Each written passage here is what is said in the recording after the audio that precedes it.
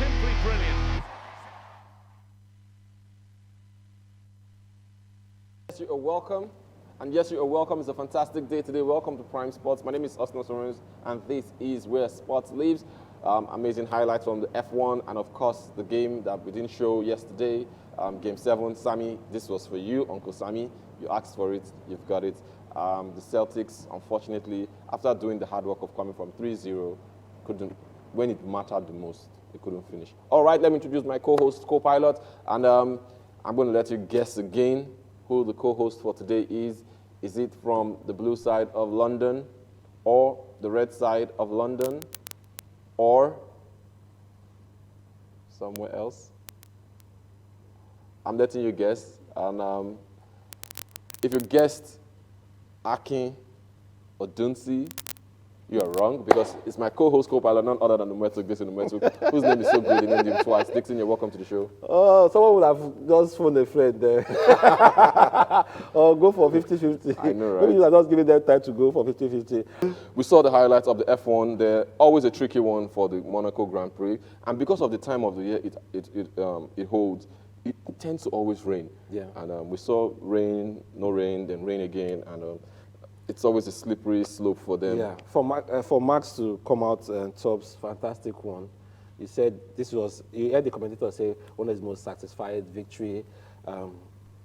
Poor conditions to drive. Poor condition. Poor I know what it condi- is to and the- drive fast yeah. with the rain when my wipers are working. Then imagine, I was kept telling Dixon, imagine they're driving without wipers. Awesome. That's interesting. That's all shades of great. Big ups to them. Good to see Hamilton, rise again. I think the last, it was 6, but to see him fourth. To see him fourth. Over one best. Over one best. To see him fourth is cool. It's so I'm funny. sure maybe after a while we'll see him on the podium, maybe get to third, to second, because it You know, seems- this is Alonso's time. yeah, This is Alonso Alonso's suddenly time. So they is brought Alonso back. Just in case you didn't know, Alonso is a world champion too. He's a world champion too, so- from back in the day. yeah. So anyway, that's for F1, and What I don't happened want to to the talk about Celtics? Ferrari. Just What's up? 2024. They've moved it. They moved it again. but let's another move. year. Let's move it. It's like that time when we say, when Nigeria will say Vision From 2020. As if 2020 will not come. I know, right? I was still a little kid when they heard Vision 2020. Even me, I was like, 2020, it's 2023 now. Dixon, you just drop it since. All right, so, So, Boston Celtics, woo. what happened to the Celtics? They did all the hard work. They were on the verge of history at Game 7. No team has come back from 3-0 to win 4-3. They were at the verge of it. They had pushed this game to Game 7. And you had home court. And you had home court advantage, and you just blew it. Dixon, what happened? I made declarations This here was- on Friday that if the Celtics should take it to to Game 7, they'll take it because they're going to be playing home court advantage, everything. But we saw a lackluster performance from almost all their stars. This is total meltdown. That's the word I'll use, meltdown. The question would have been, was it the pressure? I said something, and we keep saying it here. Game 7, there's no home court You advantage. said so. Game 7, every Game 7, whether you are playing home court, it's a different feel entirely. I don't know, I've not played basketball in that high level, but from players that have played in that level, I will always tell you that Game 7 is not about home advantage. It's a team that goes there to say, I'm going to snatch this and run with it. So I think Miami wanted it more. I think the pressure.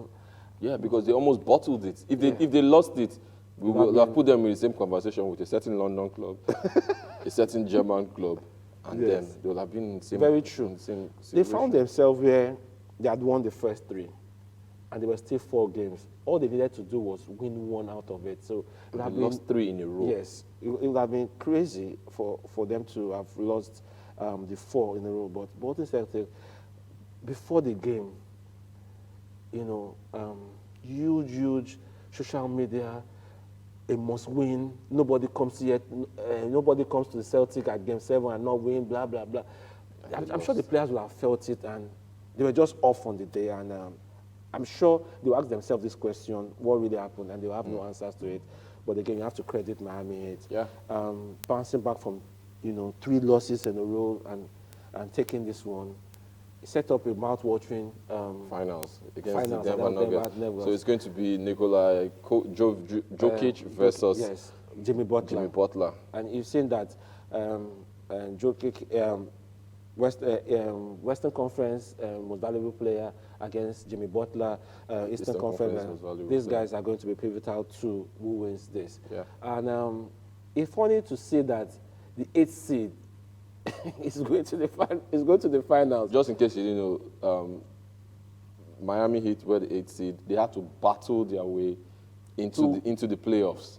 Beat They the had to number do the 1 seed, the Milwaukee Bucks. Yeah.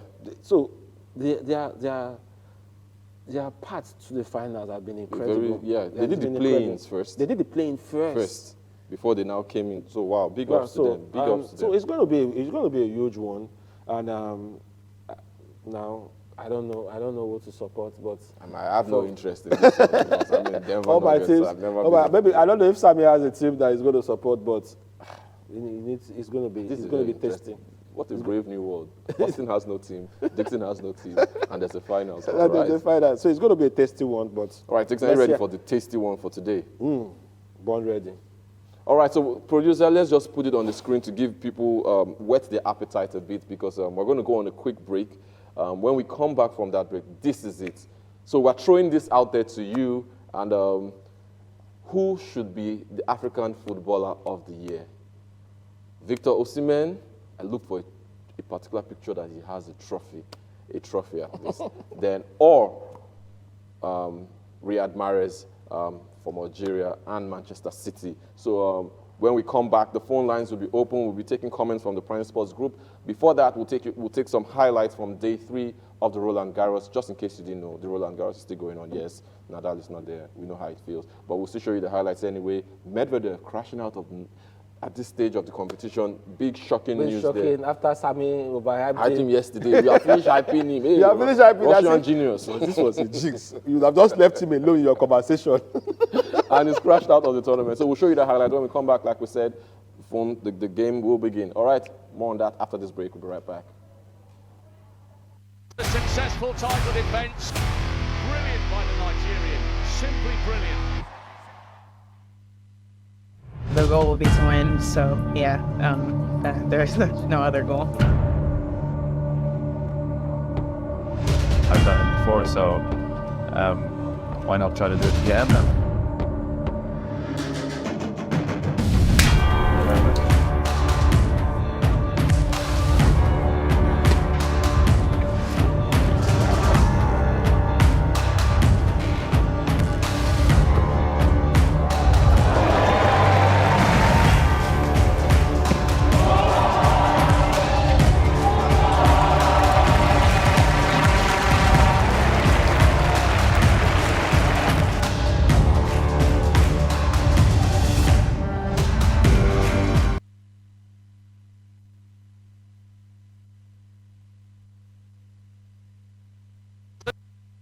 Successful title defence. Brilliant by the Nigerian. Simply brilliant.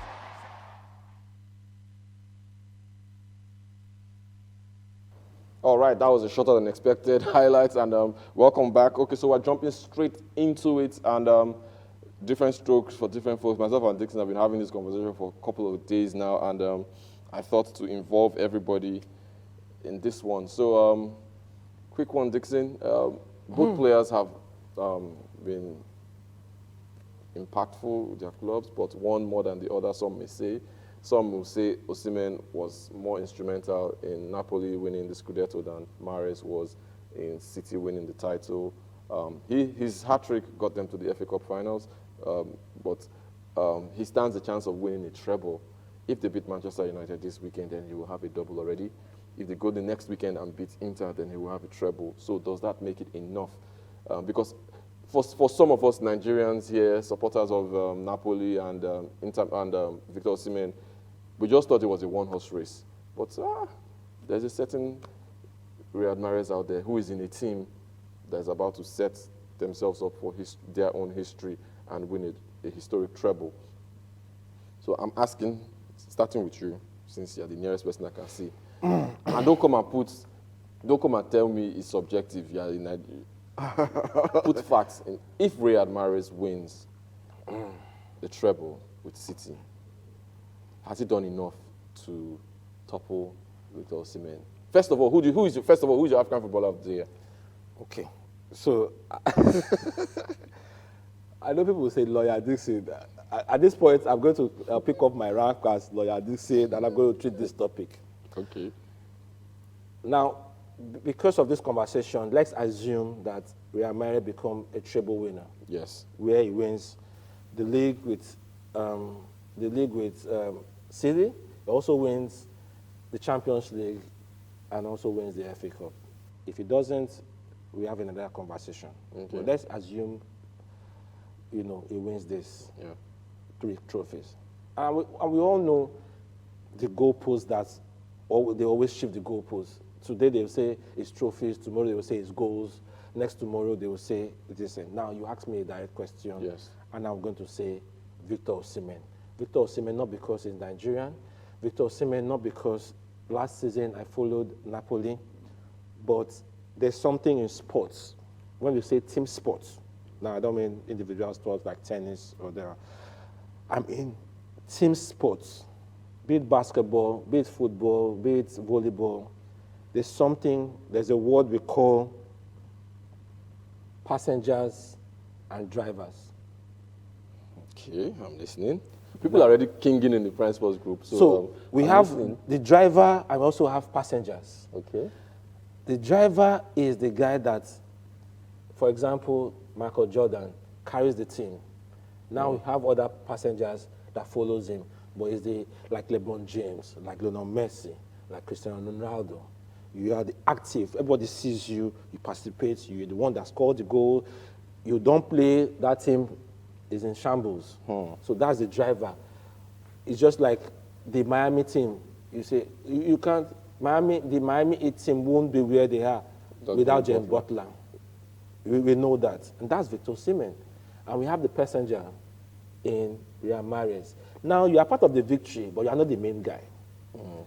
Now we can say, okay, you won 3 XYZ, but hello, how many games did you play? How many games can we remember that you impacted? How many you are playing from the bench? Yes, you are part of the victory.